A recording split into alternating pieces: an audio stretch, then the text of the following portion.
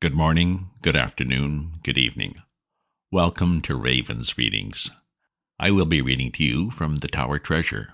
It's from 1927, the first in a series of Hardy Boy novels written under the pseudonym Franklin W. Dixon.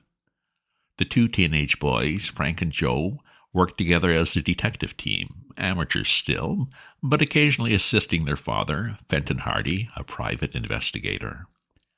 I do readings twice a week.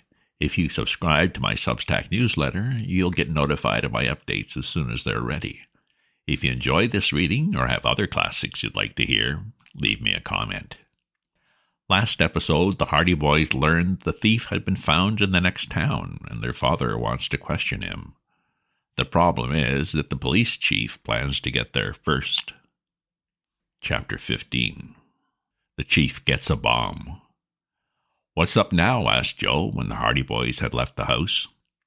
"Well, Chief Collick and Detective Smuff must miss that train," said Frank.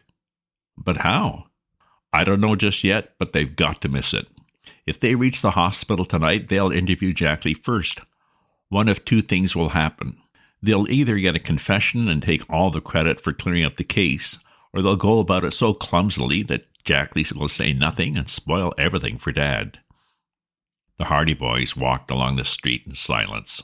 They realized that the situation was urgent, but although they racked their brains trying to think of some way in which to prevent Chief Collick and Detective Smuff from catching the train, it seemed hopeless.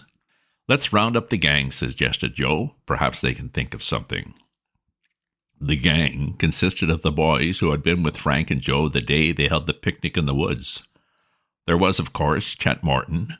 Besides him were Alan Hooper, otherwise known as Biff because of his passion for boxing, Jerry Gilroy, Phil Cohen, and Tony Prito, all students at the Bayport High School. They were usually to be found on the school campus after hours playing ball, and there the Hardy Boys soon located them.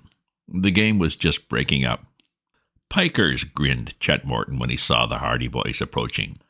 "You wouldn't play ball when we asked you to, and now you come around when the game's all over."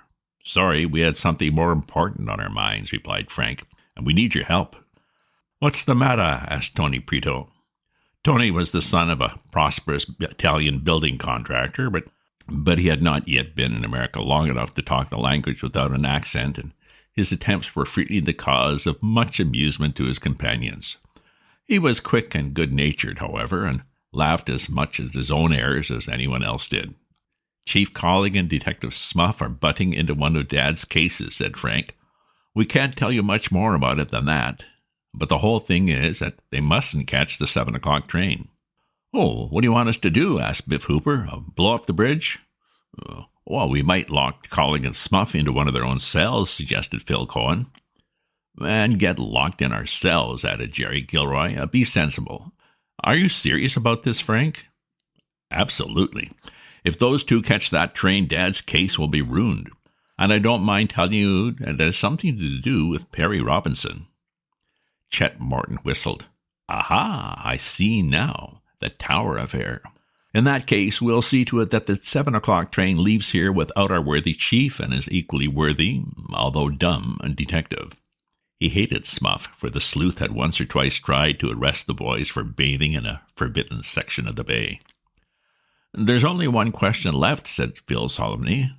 "And what is that?" "Well, how to keep them from getting on the train." "Get your brains to work, fellows, if you have any," ordered Jerry Gilroy. "Let's figure out a plan." A dozen plans were suggested, each one wilder than the one before. Biff Hooper was in favor of kidnapping the chief and his detective, binding them hand and foot, and setting them adrift in the bay in an open boat. Phil Cohen suggested putting the chief's watch an hour ahead. That plan, as Frank observed, would have been a good one, but for the little difficulty of laying hands on the watch. Chet Morton thought it would be a good idea to start a fight in front of the police station just as Collick and Smuff were about to leave the train. But the possibility they might all land in jail as a result made this suggestion unpopular. "If we were in Italy, we could get the Black Hand to help," said Tony Prito. "The Black Hand," declared Chet. "That's a good idea." "We got no Black Hand Society in Bayport," objected Tony. "Well, let's get one up. Send the chief a blackhand letter warning him not to take the train. And if he ever found who wrote it, we'd all be up to our necks in trouble, pointed out Joe. I'd like to put a bomb under his old police station. Fine idea, applauded Tony. Where we get the bomb? Leave it to me, announced Chet Morton mysteriously. I'll get a bomb. I'll guarantee to keep the chief in town. Oh, not a real bomb, asked Frank. Oh, why not, said Chet. Listen to me. Chet proceeded to lay forth his plan in a stealthy whisper. It was received with chuckles and murmurs of admiration. His companions clapped him on the back, and when he'd finished, the boys hastened down the street toward the Hardy home. In the rear of the house were a garage and an old barn. In the barn was a gymnasium that the Hardy boys had fitted out for themselves, and here was the usual collection of old toys and footballs and broken baseball bats and such paraphernalia to be found wherever boys store their cherished possessions. Frank groped about among the rubbish in one corner until at last he rose with an exclamation of triumph, holding aloft a shiny object. It's here, he said. Let's get busy. There's no time to lose. An old box was quickly produced, and in it the shining object was placed. The box was then carefully wrapped up, and in a few minutes the boys left the barn, Tony carrying the package under one arm. Not far from the Bayport police station was a fruit stand over which presided an Italian by the name of Rocco. He was a simple, genial soul who believed almost everything he heard, and like most of his countrymen, he was of an excitable nature. Toward Rocco's fruit stand the boys made their way. Rocco was sorting over his oranges when they approached. Tony, with the box under his arm, hung in the background, while Chet stepped boldly forward. "How much are your oranges, Rocco?" he asked. Rocco, with much explanatory waving of arms, recited the prices of the various grades of oranges. "Oh, too much. There's a fellow at another fruit stand on the next street. He sells them a nickel a dozen cheaper." "He no can do," shrieked Rocco. "My price is da low." Then, angered by this reflection on the prices of his wares, he burst into a lengthy explanation of the struggles confronting a poor Italian trying to get along in a new country. He grabbed Chet by the coat collar, dragging him to a corner of the fruit stand, and bade him inspect the fruit, gabbling off prices and generally working himself into a high state of indignation. In the meantime, Tony Prito made good use of his time to shove the mysterious package under the front of the stall. Then he joined the other boys who had screened his movements by gathering about Rocco. "You'll have the black hand after you if you keep on charging such high prices. That's all I can say," declared Chet, as the boys moved away. Poof! What do I care about the black hand? No frighten me," said Rico bravely, but he gulped when he said it, and there was no doubt that the shot had gone home. It was now after 6 o'clock, and the boys decided that, in the interest of their plan, they would have to brook the parental wrath by being late for supper.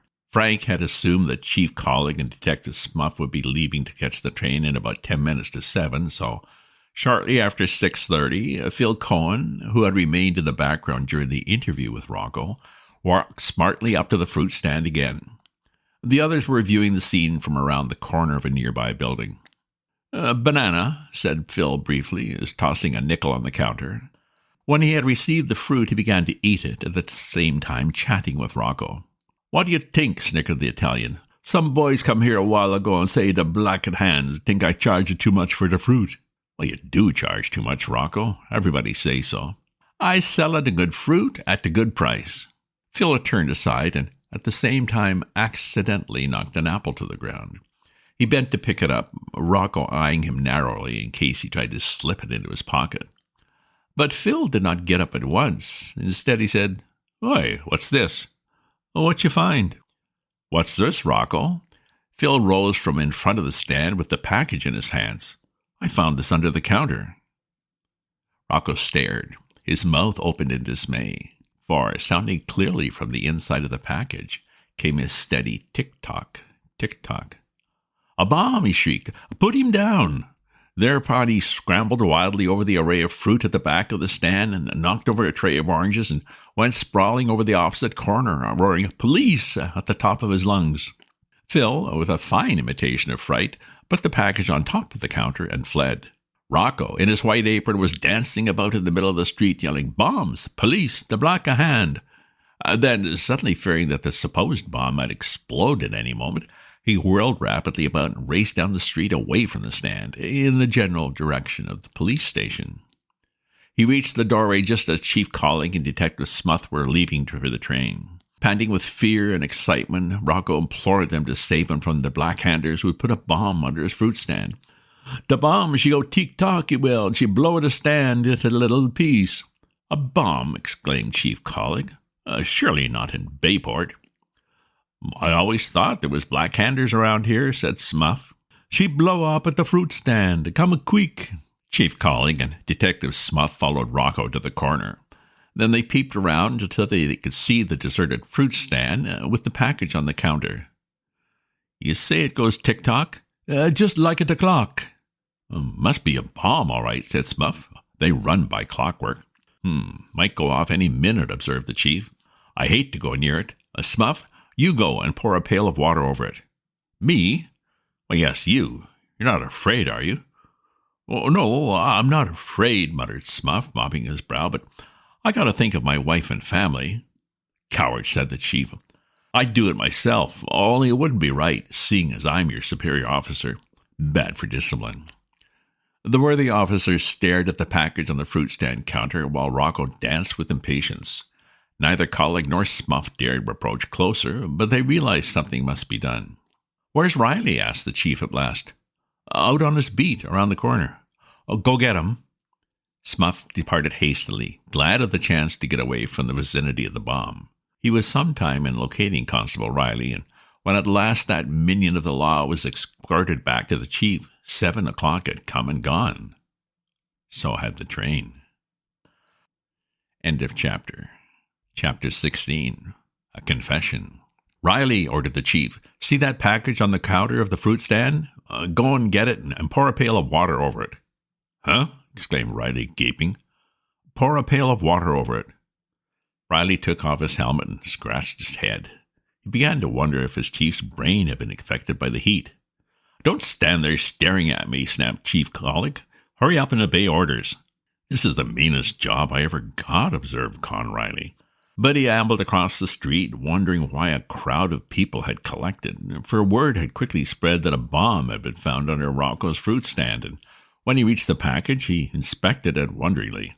"Maybe she blow him all to bits," suggested Rocco fearfully. "He has insurance," consoled the chief. "We'll give him a good funeral," observed Smuff. Con Riley hunted around the fruit stand till he found a pail, and then he went up the street until he located a tap.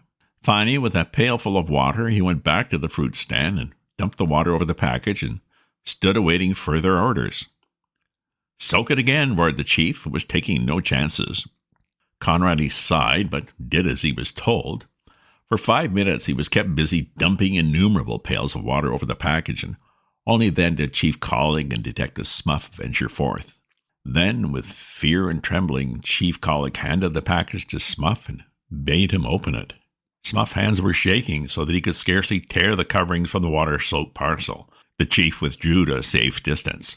Con Riley, who had just been told by a friend that he had been pouring water over a live bomb, was trying to achieve a sickly smile as the crowd congratulated him on his bravery. Detective Smuff opened the package. The coverings fell away. The cardboard box, dripping with water, tumbled apart. A bright object fell to the pavement with a clatter. Everybody jumped, but there was no cause for fear. The bright object was nothing more harmful than an old alarm clock. The Hardy boys and their chums, mingling with the crowd, roared with laughter. When the crowd saw how Chief Colling and his assistants had been duped, they joined in the merriment.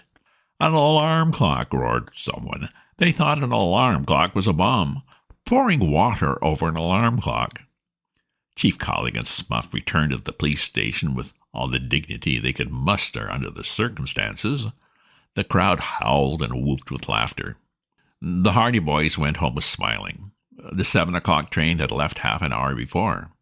Their father was making the trip to the city without the interference of the chief and his assistant Smuff. Fenton Hardy returned home late that night, and at breakfast table next morning he was in high spirits.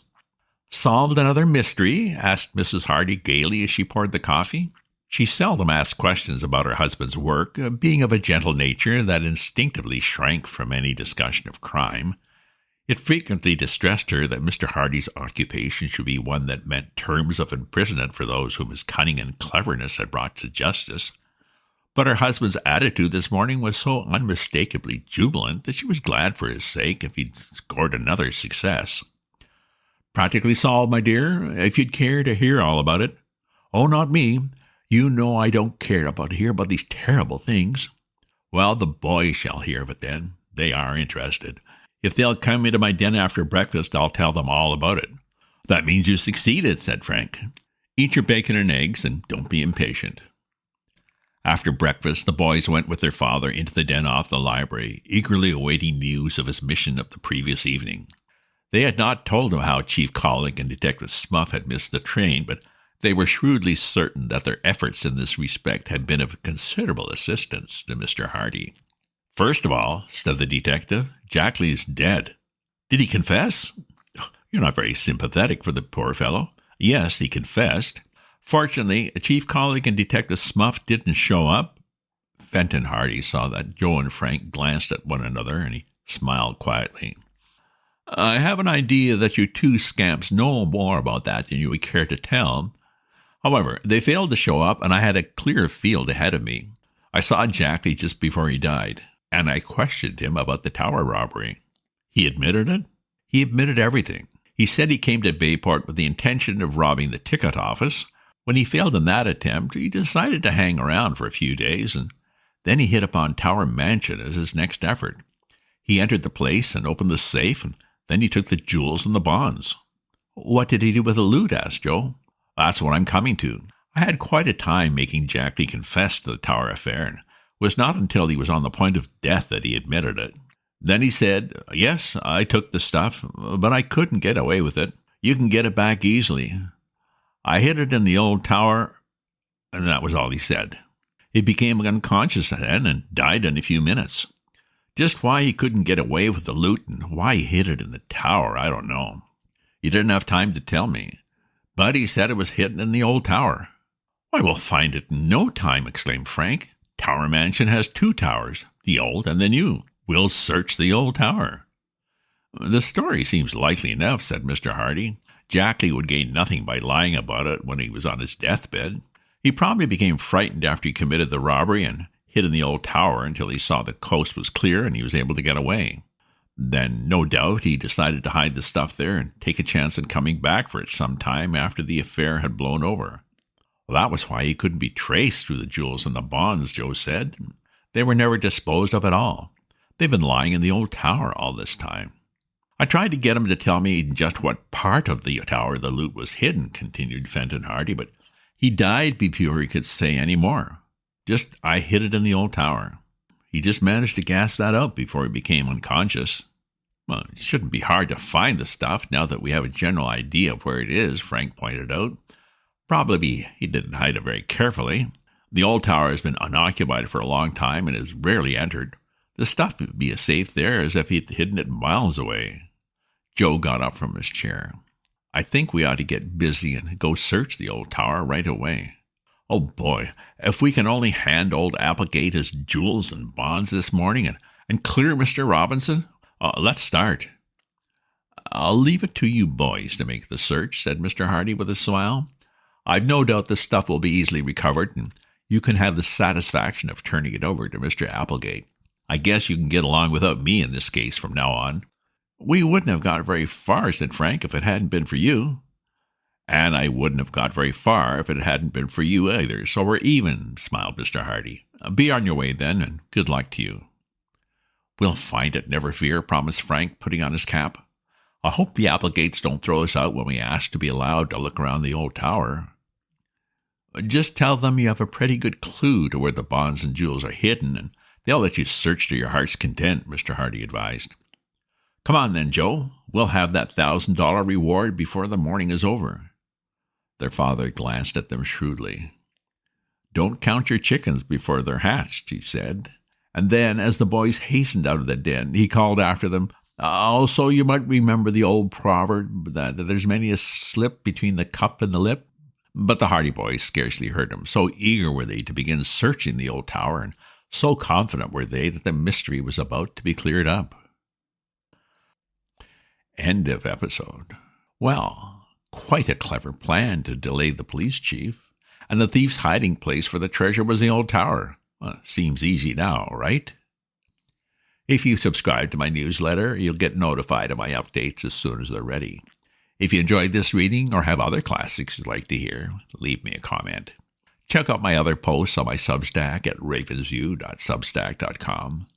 And remember to share this with your friends. Ta-ta for now.